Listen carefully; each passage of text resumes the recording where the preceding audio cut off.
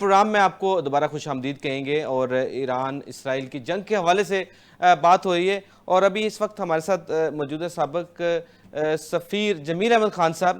ان سے تازہ ترین صورتحال کا جو ہے وہ پوچھیں گے کہ سفارتی لحاظ سے جو ہے وہ جنگ بندی کا کیا ابھی جو ہے وہ سٹیٹس ہے، کیا کتنی ایفرٹ ہو رہی ہے. جی جمیل صاحب السلام علیکم. جی، ہر جنگ کا حل آخر میں تو خیر سفارتی ہوتا ہے، اور سفارتی چینل سے ہی جنگ بند ہوتے ہیں، چاہے وہ دنیا کی کوئی بھی جنگ ہو. اور یہ بھی سفارتی لحاظ سے ہوا، لیکن اس میں بڑا سوال یہ ابھرتا ہے کہ آفٹر آل کتنی تباہی کے بعد یہ ہوگا. کیونکہ ایران میں پہلے دن جب وہ 200 انہوں نے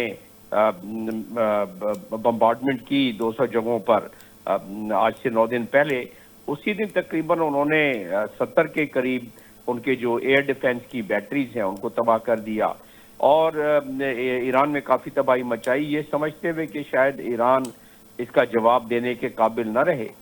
لیکن جو لوگ ایران کی ہسٹری کو جانتے ہیں وہ سمجھتے ہیں کہ ایران بڑی ریزیلینٹ قوم ہے. پچھلے 200 سالوں میں 199 سالوں میں 8 جنگیں مسلط کی گئیں ایران پر، اور ساروں کو اس نے نمٹا ساری جنگوں سے، اور اس کے بعد وہ اپنے پیروں پر دوبارہ کھڑا ہو گیا. تو یہ اسرائیل کو ایکسپیکٹڈ نہیں تھا کہ اتنا جواب ان کو مل سکے گا، اتنا بڑا جواب مل سکے گا.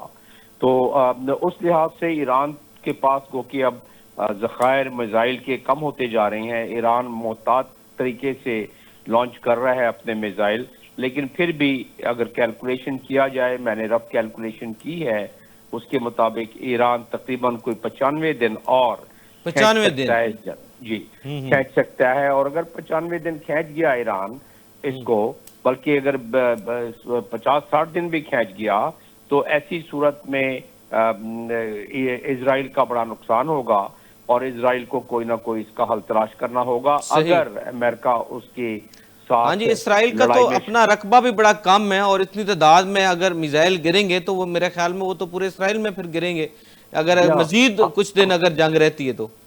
ابھی جو نقصان ہو رہا ہے اسرائیلی قوم کو، جو ویسے قوم تو نہیں ہے، دنیا کی مختلف جگہوں سے آئے ہوئے ہیں، مختلف زبانیں بولنے والے آئے ہوئے ہیں، تو وہ بھاگنا شروع کر دیا انہوں نے. اپنا ایئرپورٹ پر قطاریں لگی ہوئی ہیں، اور جہاز میں ظاہر اتنی جگہ ہے ہی نہیں، تو لہٰذا وہ بھگدڑ تو مچ گئی ہے اس میں. کیونکہ اسرائیل نے کبھی آج تک یہ سوچا نہیں تھا کہ دنیا میں کوئی ایسی قوم ہوگی جو اسرائیل کو بھی اس حد تک نقصان پہنچا سکے گی. اسرائیل تو یہی سمجھتا تھا جب اس نے چڑھائی کی لبنان پر، غزہ پر، سیریا پر، یمن پر، تو اسرائیل اس یہی وقت کوئی سمجھتا تھا ٹکر کا کہ ان کو ملا نہیں بندہ، شاید کوئی ایسا ملک نہیں ان کو ملا. جی ایگزیکٹلی ایسے ہی ہوا ہے.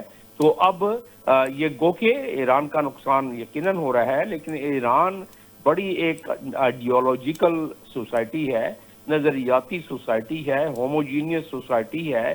7,000 سال کی یہ ایک ثقافت ہے. تو اس لحاظ سے دیکھا جائے تو وہ اتنی قربانیاں دینے کے باوجود بھی وہ اپنے پیروں پر کھڑے ہو جائیں گے. لیکن اسرائیل کو اپنے پیروں پر کھڑا ہونا بہت مشکل ہوگا. لیکن اس میں ایک چیز کا خدشہ ہے اور خطرہ ہے کہ امریکہ اس میں شامل نہ ہو جائے. اب محسوس ہوتا ہے کہ امریکہ نے جو ڈونلڈ ٹرمپ نے 2 ہفتے کا ٹائم دیا ہے، ان 2 ہفتوں میں امید کی ایک کرن نظر آ رہی ہے ڈپلومیٹک سلوشن کی. لیکن اسرائیل کی تو پچھلے تقریباً 2.5 دہائیوں سے یہ تمنا رہی ہے کہ کسی طرح ایران پر چڑھائی کر بیٹھیں، اور ایران کبھی آنے والے وقتوں میں اس قابل نہ ہو سکے کہ صحیح. تو وہ آپ کیا سمجھتے نیوکلیئر. ہیں، اسرائیل نے مس کیلکولیشن کی یا جلد بازی کی؟ آپ کو کیا لگتا ہے؟ نہیں، اسرائیل نے تیاری تو اس کی بہت پہلے سے کی ہوئی تھی. جلد بازی نہیں، مس کیلکولیشن ہو گئی اس کے اسرائیل سے.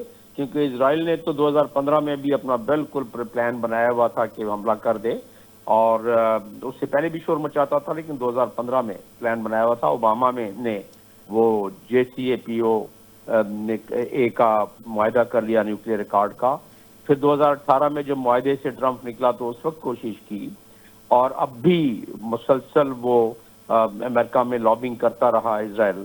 اور اسرائیلی لابی وہاں جو ہے صہیونی لابی، انہوں نے کوشش کر کے ایک انڈائریکٹ اپروول لے لی امریکہ کی اور چڑھائی کر دی. یہ تو عقل مان نہیں سکتی اور اشارے سارے ملتے ہیں کہ اسرائیل نے امریکہ سے بات چیت کر کے حملہ کیا. صحیح. اب اپنے وہ ہاتھ پاؤں مار رہا ہے کہ کسی طریقے سے امریکہ اپنے B-2 بمبرز جو کہ 3000 پاؤنڈ کے بام جس کو کہتے ہیں مدر آف آل بام وہ کسی طرح لے آئے اور ان کو تباہی کی طرف مزید جو ان کے نیوکلیئر سائٹس ہیں وہ بھی امریکہ کا اس میں ریلکٹنٹ ہے کیونکہ اس میں سفارتکاری کام کر رہی ہے تھوڑی سی. اور اس میں ڈونلڈ ٹرمپ کو نوبیل پرائز کے لیے پاکستان نے ریکمینڈ جو کیا ہے اور اسی طرح ان کی اپنی خواہشات بہت پہلے سے تھی کہ نوبیل پیس پرائز ملے وہ آٹومیٹکلی مل جائے گا کیونکہ انڈیا پاکستان کے لیے جو انہوں نے کرایا اور ایران کی یہیں رکوا دی اور خود شامل نہ ہوئے تو ریکمنڈیشن کی آخری تاریخ ہے 21 جنوری اگلے سال کی. اس سے پہلے کسی وقت بھی یعنی آج بھی ہو سکتا ہے جو کہ ہو گیا اور دنیا کے مختلف ممالک والے بھی کر سکتے ہیں. تو اگر ایران کی جنگ میں شامل نہ ہوا تو میرا اپنا ماننا یہ ہے کہ پاکستان نے یہ بڑا خوبصورت انیشیٹو لیا ہے. ہاں جی ماسٹر سٹروک کھیلا ہے پاکستان. جی بہت بہترین موو ہے یہ, ڈپلومیٹک بھی موو ہے اور حقیقت پہ مبنی بھی موو ہے. صحیح. کیونکہ دنیا کو پتا ہے کہ دو جوہری ملک دنیا میں کہیں بھی اگر وہ اس میں داخل ہو گئے فل اسپیکٹرم وار میں تو دنیا کے لاکھوں افراد جو ہے نا لقمہ اجل بن جائیں گے اور ساری دنیا کے.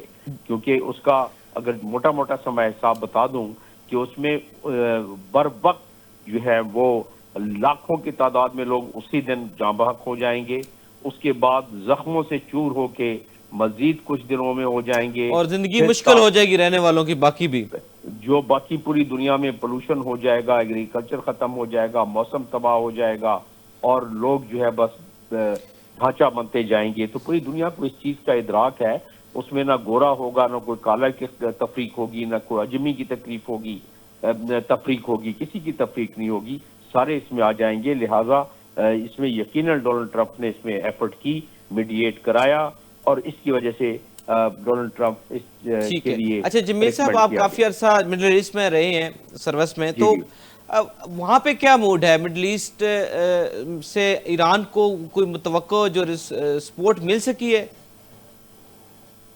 بدقسمتی سے ایران کو آج کونسل آف فارن منسٹرز کی جو میٹنگ ہو رہی ہے اس میں بڑی خوبصورت الفاظ کے ساتھ ایران کی طرفداری ہو رہی ہے اور ایران کو سراہا جا رہا ہے اور مطالبہ کیا جا رہا ہے کہ اس جنگ کو ختم کیا جائے, جیسا کہ غزہ کے بارے میں OIC مختلف موقعوں پر کرتی رہی, آج بھی کیا. اردوغان صاحب نے بڑی خوبصورت باتیں کی ہیں اور آدمی کو اپریشیٹ کرنا چاہیے کیونکہ یہ ترکی میں ہو رہی ہے اجلاس, تو ترکی میں اجلاس ہونے کی وجہ سے میزبان کے طور پر وہ صدر صاحب خود بھی آ گئے تقریر کرنے, ورنہ یہ صرف وزرائے خارجہ کا ہی ہے OIC کا. اور اس میں انہوں نے ساری مثالیں دی کہ اسرائیل نے ہمارے اسکولوں کو, ہماری مسجدوں کو, ہماری عبادت گاہوں کو, ساروں کو تباہ کر دیا اور جینوسائیڈ کر دیا.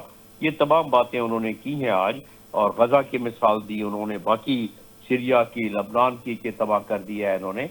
اور انہوں نے کہا ہے کہ مسلم امہ ایک ہے, نہ ان کا کلر, نہ کوئی ان کی زبان, بلکہ نہ کوئی اس میں کرد ہے, نہ کوئی اس میں شیعہ ہے, نہ کوئی سنی ہے. اور اس پہ انہوں نے کہا ہے کہ ایران کو بھی ہمیں اس معاملے میں بچانا ہوگا اور ایران کی ہمیں حمایت کرنی ہوگی. تو یہ حمایت کے الفاظ کے لحاظ سے تو حمایت ہو رہی ہے, لیکن میں اس وقت مانتا OIC کو کہ اپنے چارٹر کے مطابق اگر وہ کوئی ایکشن لیتے کانکریٹ اسرائیل کے بارے میں کہ ہم اپنی فضاؤں سے ان کو نہیں گزرنے دیں گے.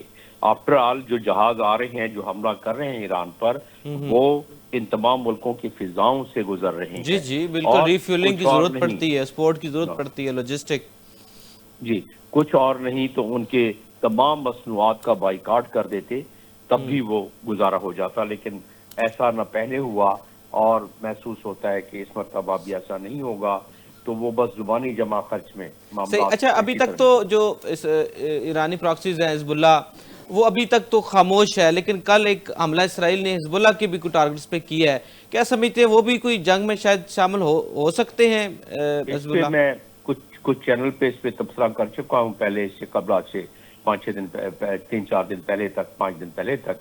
और उसमें मेरा ये है मानना और तज्जिया ये है कि ये जंग अगर मजीद 30 दिन के तक खिंच गई, जो कि नजर आती है, तो हिजबुल्लाह की कमर थोड़ी टूटी तो है, लेकिन हिजबुल्लाह के पास 40,000 के करीब फाइटर हैं, 2 लाख के करीब लोग ऐसे हैं जो शामिल हो सकते हैं लड़ने के लिए, और मिसाइल्स का उनके पास स्टॉक पाइल अभी भी है। तो ये बिल्कुल महसूस होता है कि ये शामिल हो सकते हैं। सीरिया में जो मिलिशिया है वो भी अंडरग्राउंड है, वो भी फाल हो सकती है।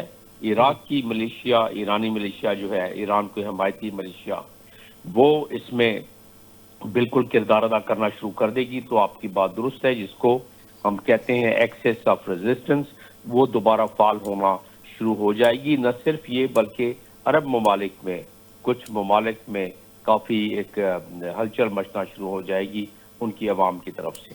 ये जो E3 की कोशिश थी कि जो न्यूक्लियर प्रोग्राम के हवाले से मुज़ाकरात में एंगेज किया जाए ईरान को, उस मुज़ाकरात को कैसे देखते हैं? कोई आउटकम या ब्रेक थ्रू तो नहीं हुआ, लेकिन ईरान की तरफ से कहा गया है कि मुज़ाकरात जारी रहेंगे, इसको कैसे देखते हैं आप?